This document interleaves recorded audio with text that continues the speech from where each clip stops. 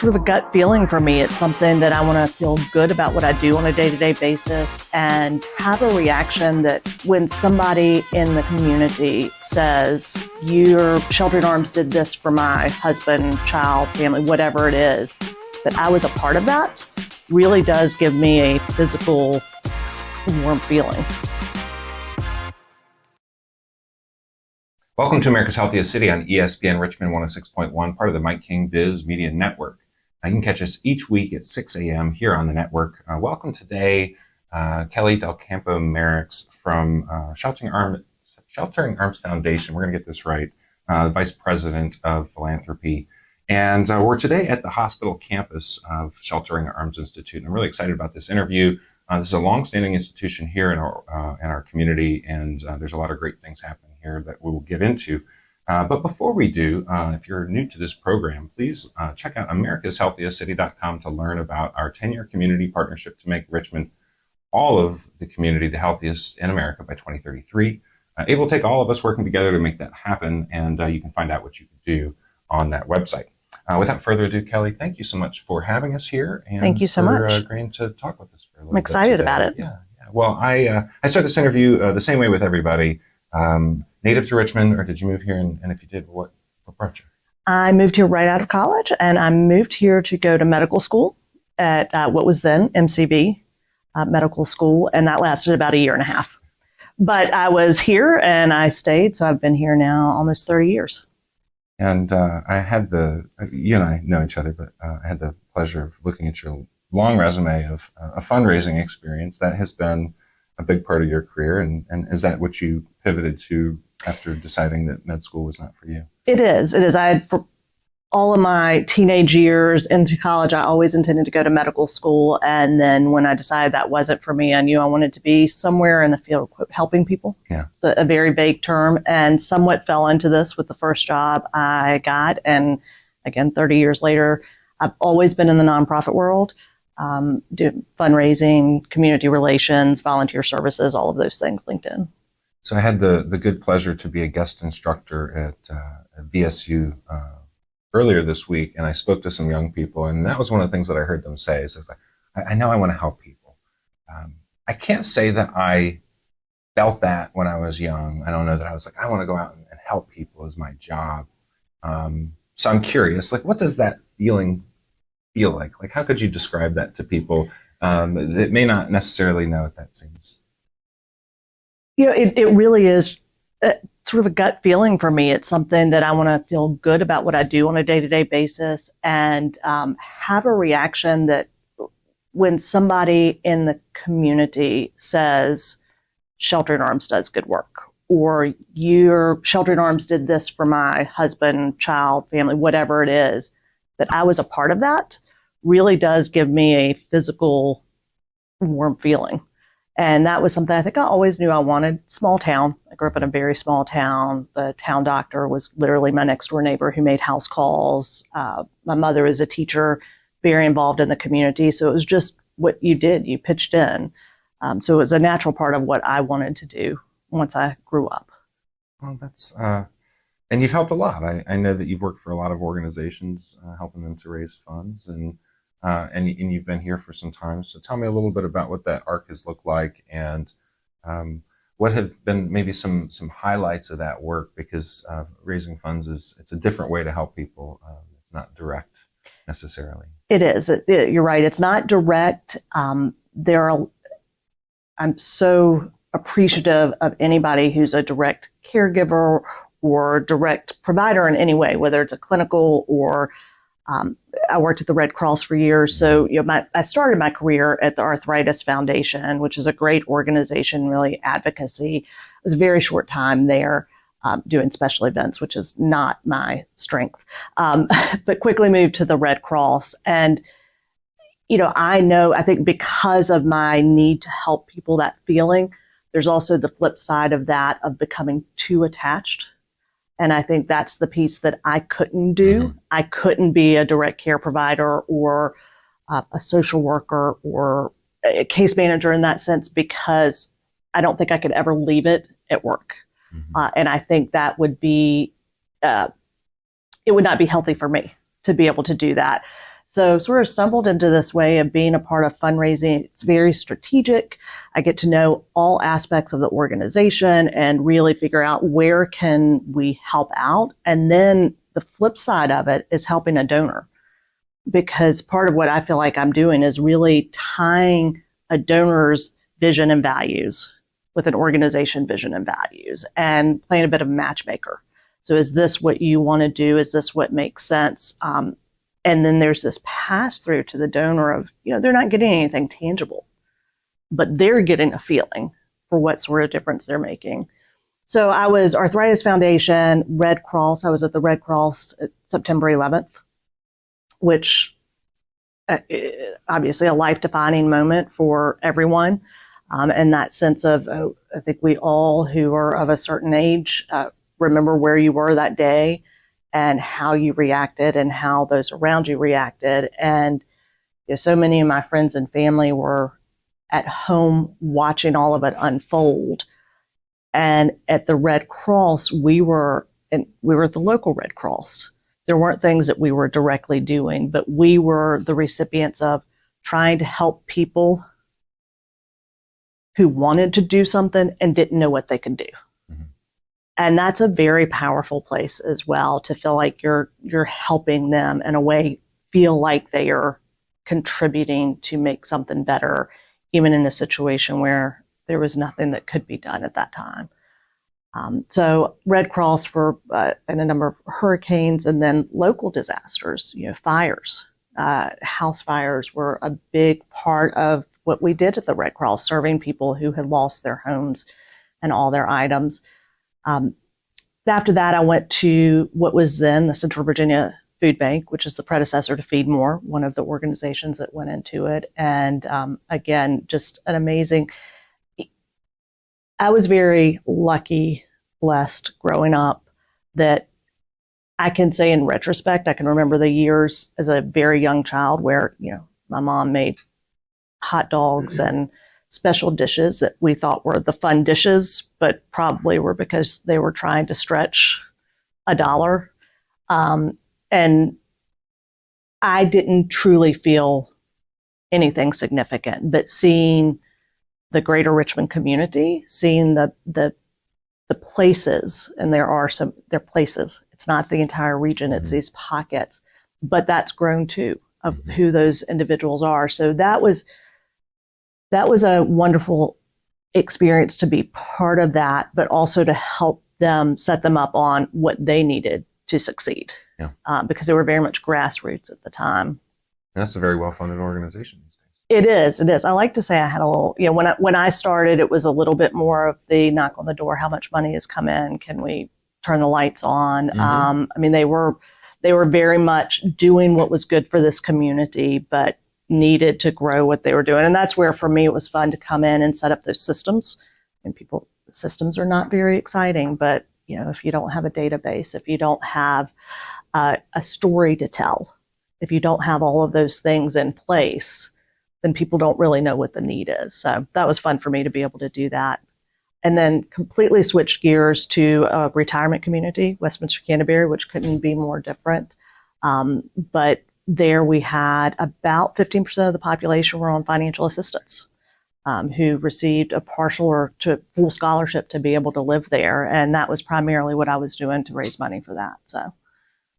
Well, I can certainly appreciate, a couple of sides to that. As a person who cared for my father before he passed away as a young person, I have tended to avoid that direct service route. And, experience I had when I was in Connecticut, I had the opportunity to turn a nonprofit around as a board president that was, falling apart and had a lot of problems. And I found it to be kind of depressing sometimes to be in the service environment of that organization, because it dragged me down. But I've always found that sort of more administrative side, that, how do I provide the supports? How do I make the system work better for everybody involved? Mm-hmm. Because we are all connected in this. Mm-hmm. So I can relate to that a lot.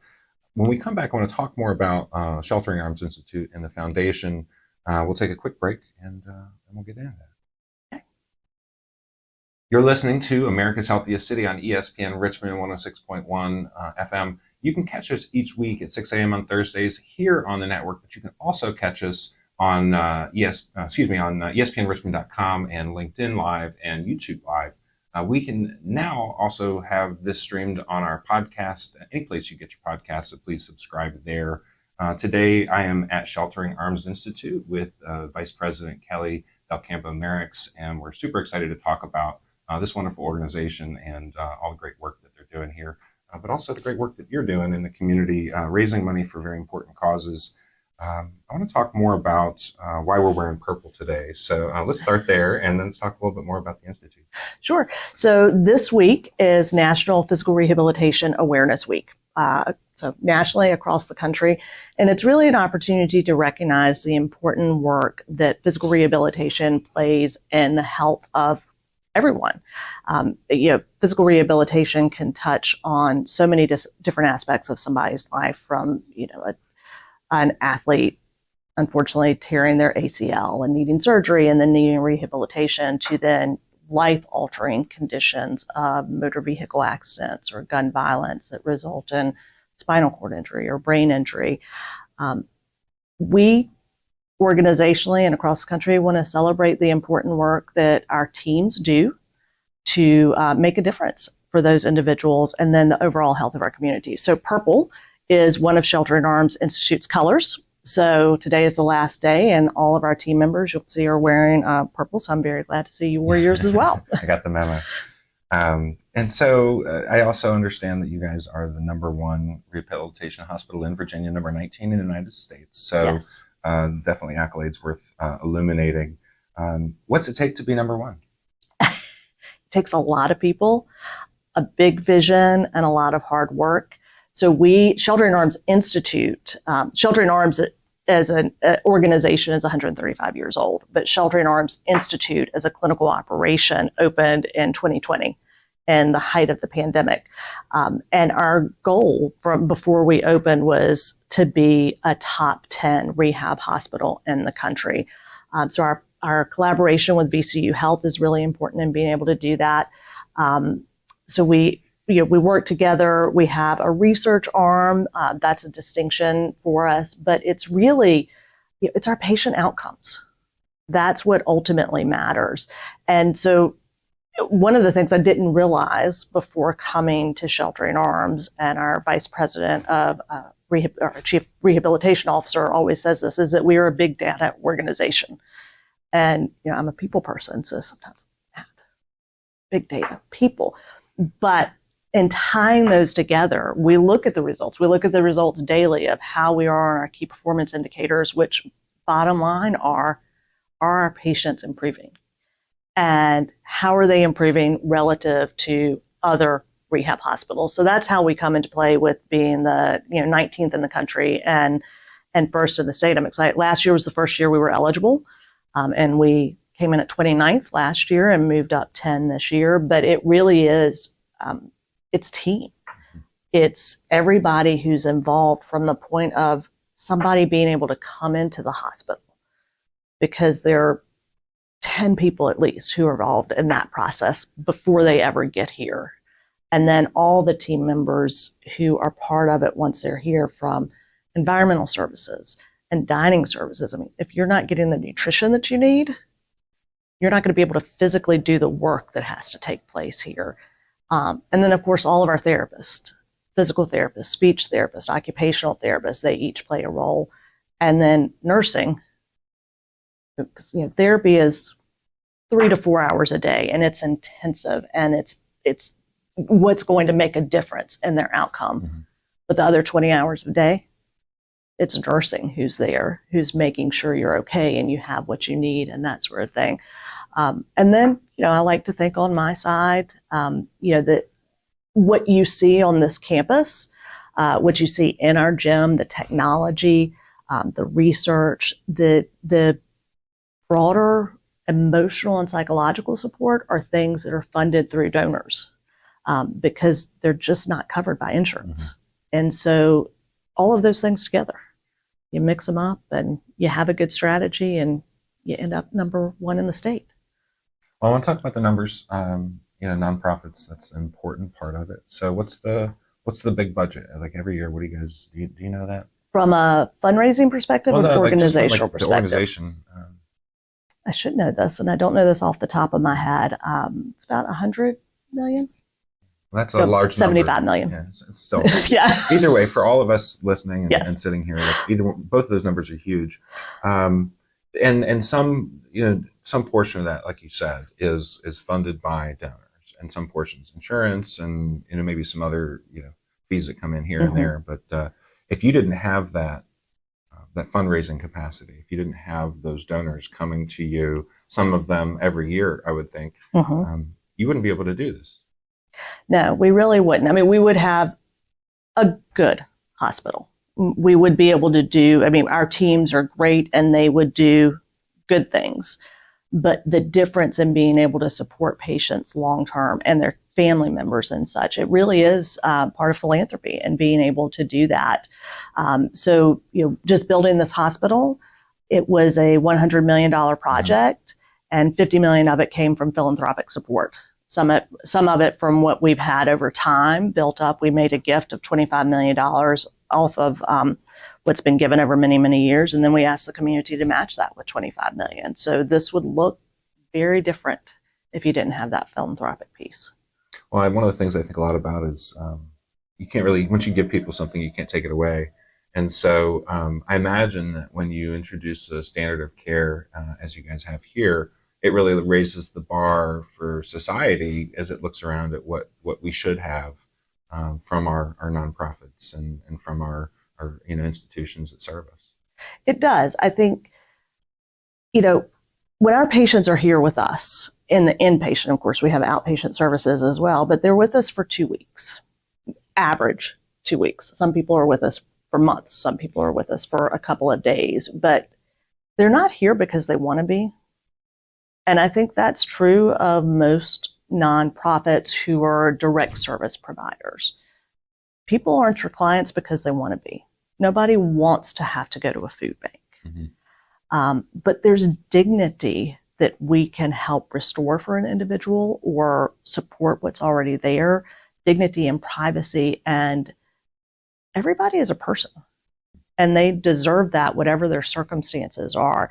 And so I hope that we are able to elevate the level of what all of our nonprofits and frankly for-profits offer to people. It's really important to us here. It's part of the patient experience. And again, as I said, the caregiver experience too, because when something happens to you, it's not just you. It's your wife, it's your family, your friends, your coworkers. So how do we support them in the community as well? Well, I feel like we sometimes will forget that people are struggling with things out there. And so I commend you and your whole organization for remembering those people that need us. So it takes that intentionality and that focus in order to be able to provide that service. So I commend you. I'm going to take a quick break, and when we come back, we'll talk a little bit more broadly about Richmond and maybe some of your ideas for ways that we can, drive collective health. And, if there's other things that you want to share about, the future of the Institute, we'll have time for that too. So you are listening to America's Healthiest City on ESPN Richmond 106.1, part of the Mike King Biz Media Network. Please check out americashealthiestcity.com if you represent a nonprofit, a for-profit, a government institution, or an academic institution, and you want to see us become the healthiest region in America by 2033. We have a great ambassador program. It doesn't cost a penny and will help tell your story, the things that you're doing to help shape this future. Today we are at the hospital campus of the Sheltering Arms Institute, and we're speaking to Kelly Del Campo Merricks, the vice president of the Sheltering Arms Foundation, the organization that works to fund this important work. So we give everybody the opportunity to inject ideas onto our ideas board. But, I think as somebody, we'll point out the fact that you're a Leadership Metro Richmond Quest class graduate of 2023. 24. 24. Yes. Okay. So just a couple of months out. Yeah. How is it that we're in 2024? I I'm feeling like it was this year, so it's 2024. Okay, so couple of months out, you're feeling summarily overwhelmed, I imagine, with all this knowledge that you walk away with, and so you're going to have lots of good ideas. But tell me just a little bit about that experience, because I know that other folks out there are thinking about this opportunity for themselves. What did you think about it?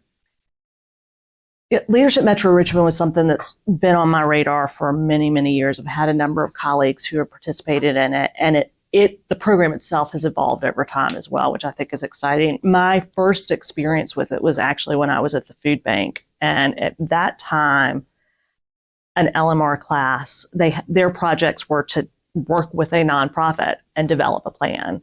So we worked with this incredible group who came into the food bank who really determined a new system of food delivery for us to work with all of our partner agencies. And they provided us an entire plan that we then implemented. And it was something we couldn't have done without that. I mean, we were, at that time, a very small organization, few people from a manpower perspective and funding. And what they contributed to us was amazing. So, as LMR has now evolved and you do these projects that are not very specific with a nonprofit, but you learn so much about the community. And I thought I knew a lot about the community. I'm in the nonprofit world. I very much engaged in other opportunities and see what's going on.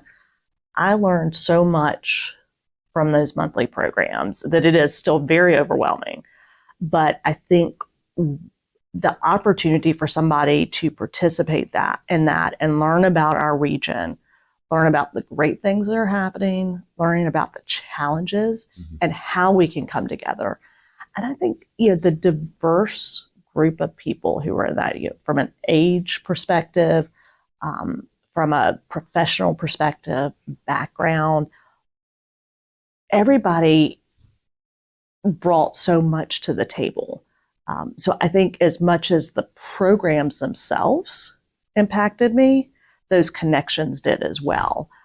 Because one of the workshops we were going through a poverty simulation, and one of the members of my group had to step away for a minute. And when she came back, she said, that scenario was me as a child, almost to a T. And she went on to tell part of her personal story. And when you meet somebody professionally who is now I don't know what their age is, but an adult, a successful career adult, you don't think about where they were 30 years ago, 40 years ago. And when she described that scenario, it was just an eye-opening moment for me. And I think we all need to experience that. We all need to know better where somebody is coming from, how they were shaped, and how you as an individual were shaped. And that's what I think ultimately is going to make our society better, is better understanding of each other. Well, you mentioned earlier the hot dogs as a kid, and I talked to my wife about the fish sticks. And, we often talk about who is worse off as kids because we're not really sure, because you don't always know. As a kid, you see like the resources come in, you see that they come in from different places, but I think at the same time, even when you have had that experience and you meet other people that have had it worse off, you know better, and it's tough to hear those stories. I wanted to touch on something that I think is important to point out, and maybe you have a response to it, maybe you don't, but just thinking about LMR and how the power of bringing 7 people together. The value of one person's time and energy is the value of one person's time and energy, but the value of 7 people's time and energy is much, much greater than just 7 people's time and energy. It can be amplified a great deal. So I was struck by the story about the food bank and what that impact was for you guys. I think it's great. It's incredible. And I hope that those team members who may not remember any of us as individuals, but I hope they can now look at Feedmore and say, hey, there was a part of that success. I mean, Feedmore is now getting ready to open a brand new distribution center. They're moving because, the unfortunate part of that is that they have to move. Yeah. The need is still there. But what that group of 7 people did impacts everybody who is receiving that food. Yeah. And that's really huge. Well, what kind of ideas do you have brewing up there? Whether it has to do with physical rehabilitation or just other things that you picked up on in your class, or other things that you've been thinking about throughout your career? Yeah, I think from a Sheltering Arms perspective, where we are and where we hope to go just continues to have great impact. We're getting ready to expand. Again, the hospital opened in 2020, and we've received permission to add an additional 30 patient rooms. So we will be doing that in the coming years. From our outpatient perspective, we are also investing heavily in renovating and expanding our outpatient centers, because what we know is when somebody is discharged from the hospital, they are better from the day they arrived, but they are not necessarily well, or they are not 100% better, and they still many of them need to go to outpatient services. But those are the patients who are here in the hospital, which is about 2,500 a year. Outside of that, we serve another 10,000 people in our outpatient clinics who just go directly there. So we want to make sure that that community is supported. And then I think one of the exciting things that we're looking at internally is building more of a caregiver program, because again, it's not just the person that it's physically happened to. How life may change for family, friends, and being able to support them and educate them is so important. And I think all of that then pours out into our broader community and collaborating with other organizations. We do a lot of that with organizations like Brain Injury Association of Virginia and Sportable and United Spinal Association. They actually come here and do office hours, so they're meeting our patients while they are here, which is much better than our saying at point of discharge, here's a brochure. You might be interested in Sportable someday, and then expecting you to pick up the phone and call them when you're ready. But when you've made that face-to-face connection, and I think that's such a great model for what I want to see happen and I want to be engaged in this community, is that collaborative effort. Getting out of our silos, knowing that each organization, each person has a role to play on the team, but we've got to talk about it and we've got to understand each other and not get territorial, which is sometimes hard. I mean, I think one of the things that's really important for me in my work and in my involvement in the community is I may not be the right person, or this may not be the right organization, and not to let my ego get in the way, but to actually partner with somebody and say, Will can do this a lot better than I can, and he's an important part of our team, and doing that handoff, so to speak. I think one of the really exciting things, I heard you earlier talking about the regional aspects of really what's changed in the last few years. You and I both have had the opportunity to be involved with Chamber RVA, the intercity visits, and now the regional site visits that they're doing. I'm so excited that they've brought that internally to have one day here in Richmond where they're really learning about the community, because that's something that struck me the first time I went on an intercity visit. Doing amazing things in that city. And I thought, we're doing those things in Richmond. It's just people don't know about it. It's happening over here. It's happening over here. Let's bring people together and do that. And I'm excited to see the regional upper mobility program that they're working on. I think that's exciting, and that healthcare, health equity is an important piece of that. Yeah. Well, we always run out of time on these shows. There's never enough time to have these conversations. It's really important what you're doing, and I appreciate you so much for sharing with us. Before we do wrap up here, I always ask folks if there's somebody out there that we need to talk to tell their story, and I want to make sure that folks know how they can get in touch with you and what you need from the community. It's a lot of things. That's a lot of things. So people I think you should talk to. Yeah. I've already had Hunter Lehman from Sportable on, so you can't say him. he was what you, and Reggie Gordon was one. You said he's coming up. David Wadalick, and I hope I'm pronouncing his last name right, who's with Feedmore, with he runs their partnerships. And I think that's a huge thing that they're doing. I think he'd be very interesting as well.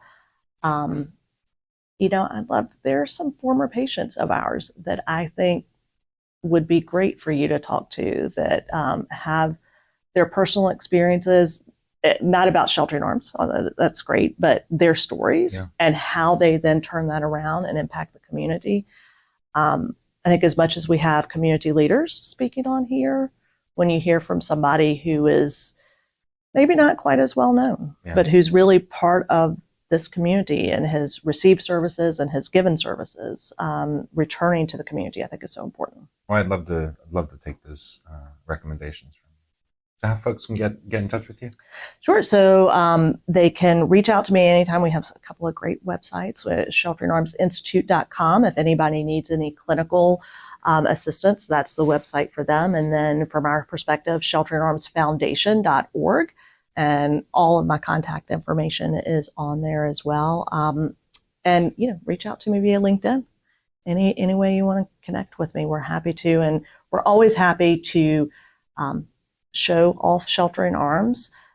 Rehabilitation is something people don't know about until they need it. And we want to make sure the community knows it's here. Kelly Del Campo, Merricks, thank you so much for your time today. This has been great. Thank you so much. This was America's Healthiest City on ESPN Richmond 106.1. Subscribe, follow, catch us each week on Thursday, 6 a.m. here on the network. We'll catch you next time.